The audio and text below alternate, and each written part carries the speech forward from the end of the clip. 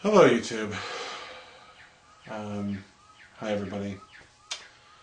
You're all probably wondering what's happened to me since then. Let me make myself here a little bit more comfortable. Oh, there we go. Many of you are probably wondering what's happened to me in the last few months since my dad was hospitalized. And, well, to be perfectly honest with you, it's about time to tell you what's been going on. And a lot's been changed since then. Many of you are not aware of this, and I feel that you should be aware of it right now. It's time. It's been over a month since the events have come to an end.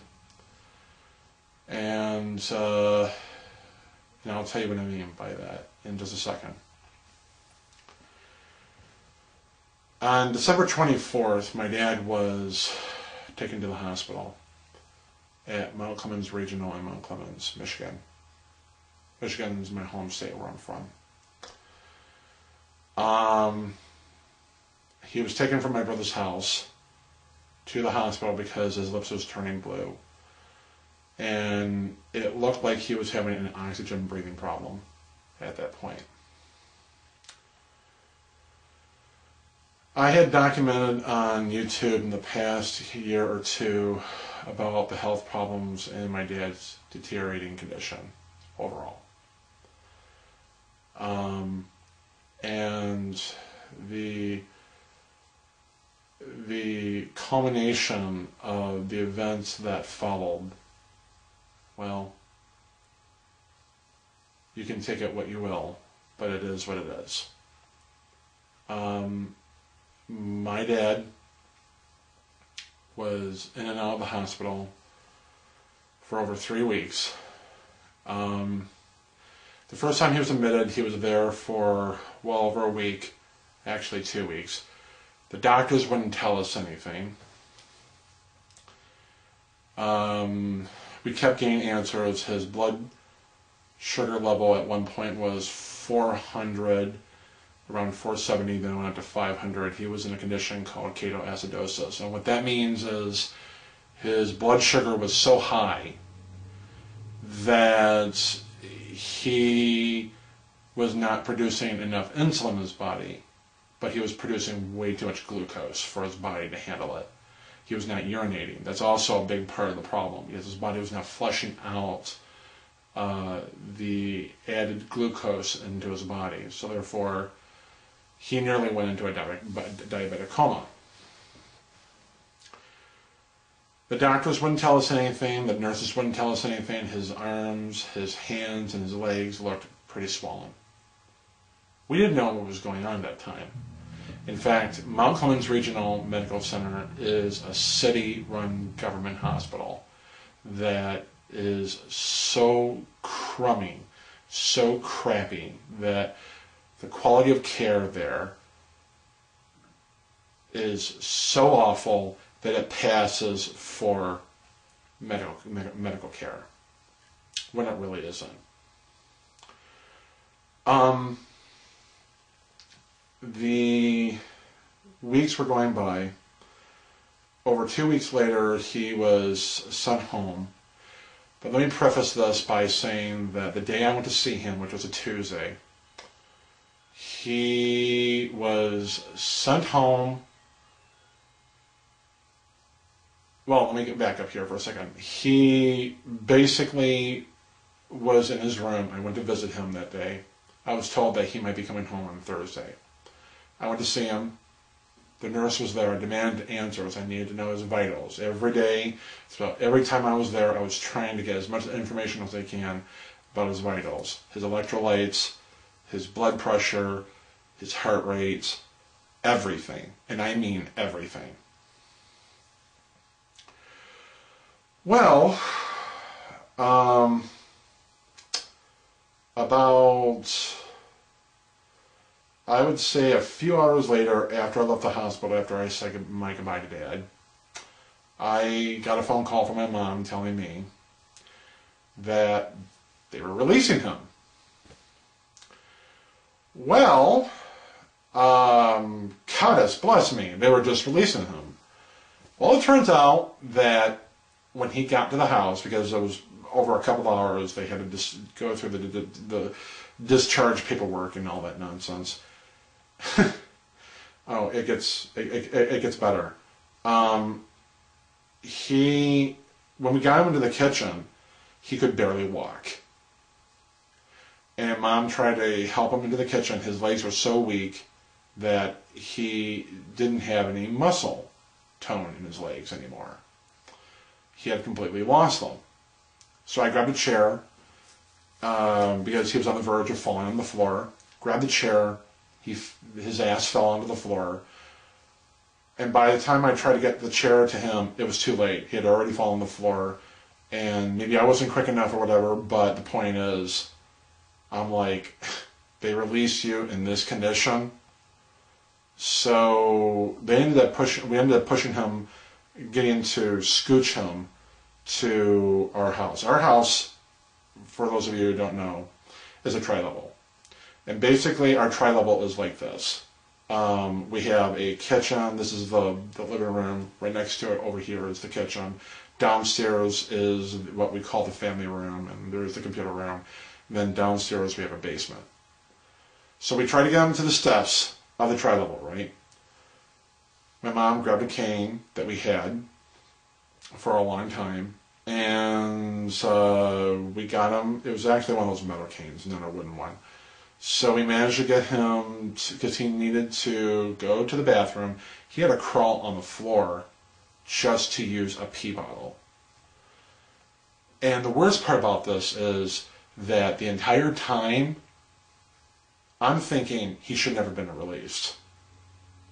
So my mom called up, and even my mom was thinking the same thing. So the next day she called up, I think it was about maybe a day or two after that, she calls up the nursing home in our county, a nursing home where they do, physical therapy for rehabilitation to get his leg strength back. Well, they tried that. He was there for over a day and a half. He ends up back into the hospital again. His blood sugar was crashing. It was starting to look very bad for him. He was looking in really bad shape. Then he was there for about maybe a week or so. He had switched rooms. About several days later, he switched rooms. And after going to a new room, which I never had seen yet, because I had seen him in the room that he was in, but later they put him into a different room. What happened was he ended up going back to the nursing home for physical therapy because it looked like he was getting better. Then we had to go through this whole cycle again. They sent him back to the hospital. He was going through physical therapy. And they, at one point, the whole point of the physical therapy at the nursing home would be that Medicare would cover it for 20 days. And then Blue Cross would cover it for an extra 10 days. He wasn't able to complete any of that physical therapy. Well, by the time he got back to the entire nursing home, to that facility, and it wasn't the worst facility, but it wasn't the best to me, in my opinion. He ended up going back to the hospital late one night, or close to the evening. So they rejected him. They said, sorry, he doesn't qualify. His primary care refused to admit him once again. So they ended up making him go back to the nursing home. The nurse there, later on we spoke, after my dad's blood sugar crashed the following morning, but I'll get to that in a second here. We get a call from the nursing home around 6 in the morning. I was up by then, helping my mom. I hadn't gone to bed yet. Well, it turns out that his blood sugar and his respiration and everything was about to crash again. So this time they decided to send him to the nearest hospital, which was Henry Ford McComb. Now, I've known about Henry Ford McComb for a number of years. I know about it. I knew about it only by reputation because it was reputed to be the second best hospital next to St. John's. So that was just my understanding of it, at least, for many years. So he ended up going to Henry Ford. My mom was there. My brother came and got her from the house here, took her down to the hospital. Next thing I know, I guess the doctor told my mom that because he was looking at my dad's the splotches on his hands and his chest and everything else. You realize that he has cirrhosis of the liver, right? That looks like cirrhosis of the liver, liver disease. And my mom's jaw dropped to the floor. Well, it gets better. We admitted him into Henry Ford, into the ICU. He gets, round the clock care, I'm sorry. So well to the point where the care that he was getting there was a hell of a lot better than the care that he was getting from Mount Clemens Regional. So he ended up being in this facility, in this room at the hospital, in that one wing, and my mom wanted a different, I guess you could say, a different evaluation than what Mount Clemens Regional was giving him, because the entire time my dad was at Mount Clemens Regional, the day I was there with my mom and she was crying her eyes out, I can tell you right now that the cardiologist there didn't seem to be so concerned about the swelling in his hands and arms and his feet, which pissed me off. So he ended up going to, like I said, to Henry Ford. And apparently what happened was we were waiting for Mount Clemens Regional to fax, their lab work over to them, his chart and everything. They send a request. Usually they say it takes about a day. We were waiting for, 3-4 days? And then they sent the request again about maybe 2 days later, most, tops, I think. They finally sent his chart. They did tests. They were doing roundabout tests. They were checking his blood sugar. They were doing all sorts of tests on him, all sorts of different blood work. And then I found out why he was in the shape he was in. My brother and my mom came home one night. I wasn't at the hospital at that point, and they sent me down in the family room. And my brother Brian looked at me with my mom. My mom was in shambles. They said that Dad has cirrhosis of the liver, predating 20 years. Now, the first question that began popping on my mind was, you mean to tell me that the entire time that he had cirrhosis of the liver since the early 90s, not a single blood test through his original primary care, not a single test, not a single workup, detected anything unusual coming from the liver? Well, for those of you who think, universal health care is great or socialized medicine is great, wake up. We already have it, corporate style, but I'm not going to get into my political rants here. So, what happened was that, they said that if he doesn't wake up, because my dad wasn't awake the entire time. By this point, he was totally unconscious. He couldn't be revived. He had slipped into almost like a coma. He couldn't get out of it. because his liver was on the verge of failing. He was going into renal and kidney failure. There was one point where he did wake up, but they had him on a ventilator. He was on a feeding tube. They had, tubes all over. I mean, he was connected to virtually just about every machine you could think of. So they had, the doctors were telling us that the prognosis wasn't looking good. They were trying to set us up to the reality that he was just not going to make it. That his liver was about to go. His system was totally compromised. My brother Eric at one point was very much, he was very much convinced that he was going to pull through.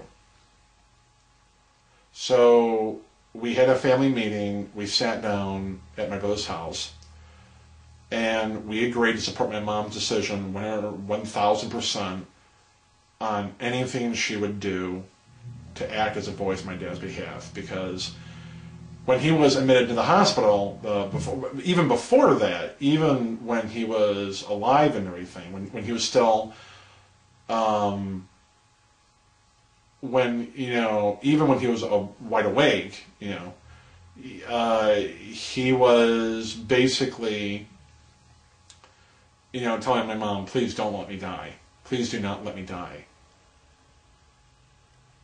So, what happened was, he ended up being on a ventilator. At one point, it started to look like he was getting better. They were trying to wean him off. And they were weaning him off.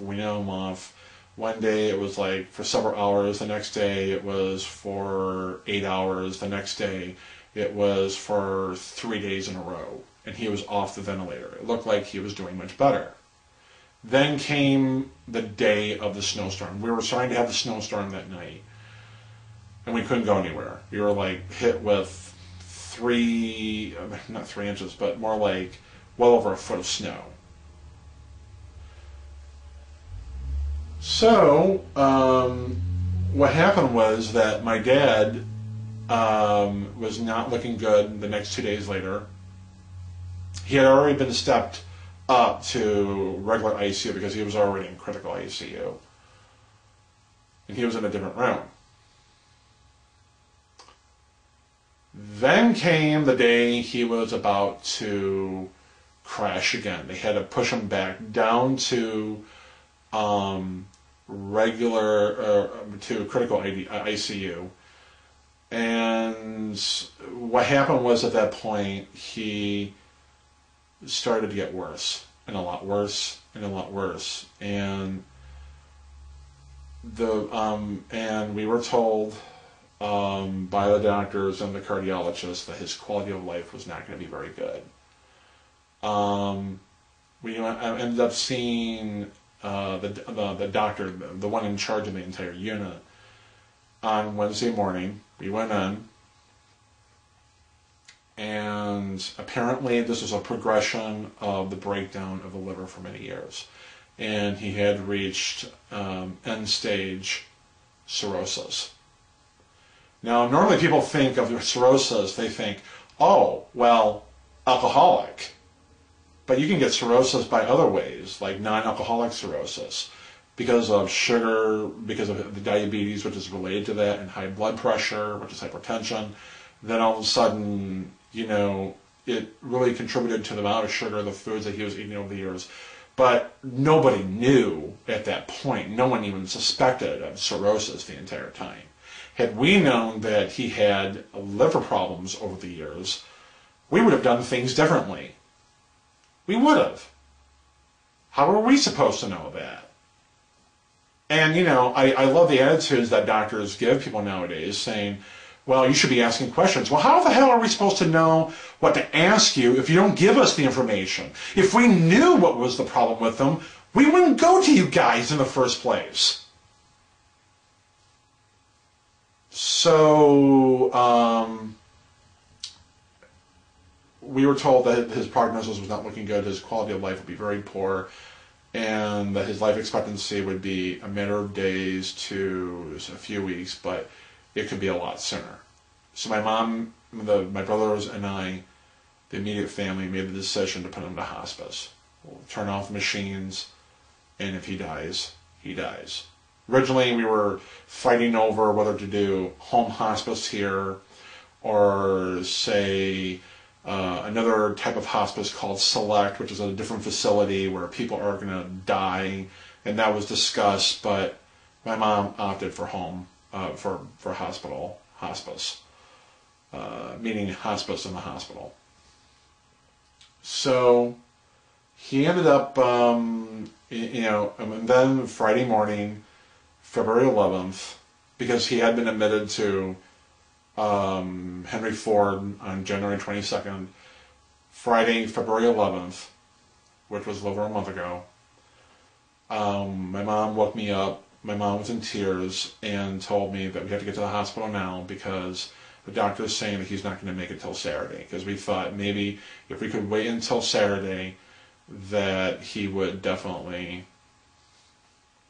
hold out and say goodbyes and then just pull the plug. My dad's brother, my uncle, and my cousin were coming up to see him. They demanded to come up. We couldn't stop them, but they chose to. They took a flight here. It was taking over a day due to the layover and whatnot. So Friday afternoon, they were there. Most of the family was there throughout, even towards the end of the afternoon, towards the early evening. My niece didn't arrive until about around 7. My old best friend, my old childhood best friend, who is a nurse practitioner at Henry Ford, actually, we were asking him questions. We were, he was telling us what he knew, and apparently his vital signs were getting weaker and weaker and weaker. We knew he was going to die that day. So at 7:23 p.m., by that time came, some say it was 7:26, which is what the death certificate says. I don't care what the death certificate says. My friend who's a nurse practitioner called it 7:23. And after, within the last couple of days of his liver cells basically dying off and his body was to the point of dying, my dad quietly but surely passed away at 7:23. And no one had to turn off machines. He was already in hospice, but no one had to do anything. So he was basically gone. And I miss him. The next day we went to a funeral home. We were making plans for a new funeral home. A friend of my mom suggested this one funeral home. We were looking at others, but this one place, which is not a funeral home. Well, it is a funeral home. They used to call them mortuaries back in the day, but nowadays we call them funeral homes. But it's a very nice one. It doesn't even look like a funeral home. I've been to funeral homes where it's dark and it's dingy and very gothic and very depressing and very torturous. It looks like you walked into the front door of the Addams Family Castle. Well, this one had a family home feel to it. My mom ended up, we ended up having 2 days visitation.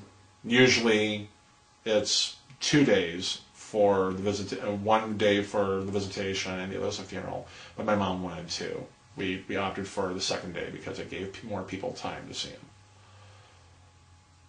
So everybody came. A lot of people showed up. But even before that, we didn't care if people were going to show up or not. he was my dad. We were gonna help him, and we were going to be there for him, be there for his body. I mean, but the thing is, they decided to put a bag of M&Ms in his hand and in his coffin. He was dressed nice. I ended up buying some new suits and new clothes. So we picked out a good lot for him. Actually, it was the funeral site was exactly where my mom wanted him to be at. So we chose this one place where they had a mausoleum, and it was better to have a mausoleum than being outside in the ground because we get a lot of snow here. So we picked out which wall he would be cased in. We had the day of the funeral. My brother drove us. My brother Eric took us down on the first day of visitation, then on the second day of visitation, and then on the day of the funeral, he drove my mom and I in my mom's Honda down to the funeral home that morning for the funeral service. It was a nice service. It was a Christian service delivered by Pastor Reverend Heiler, and he was a very nice man. And we took I initially had offered to be a pallbearer, but because of my back surgery many years ago, I decided to back out of it later at one point. So it was very heavy, as I was told. So the casket, I mean, and it was a very nice casket. It's not a wooden casket. It's one of those goldish looking caskets. I can't remember the name of the type of alloy it was or the type of casket it was, but anywho. Anyway, we took the body to the funeral. Well, we took it to the cemetery, to the chapel, and we had it laid out there. And so we had the pastor gave some extra nice words and offered his thoughts and whatnot, and delivered his sermon. And afterwards, I was dressed in suit and tie, and my mom was bawling her eyes out. And then we went to the back. We took some roses, and we started putting them right into the vase.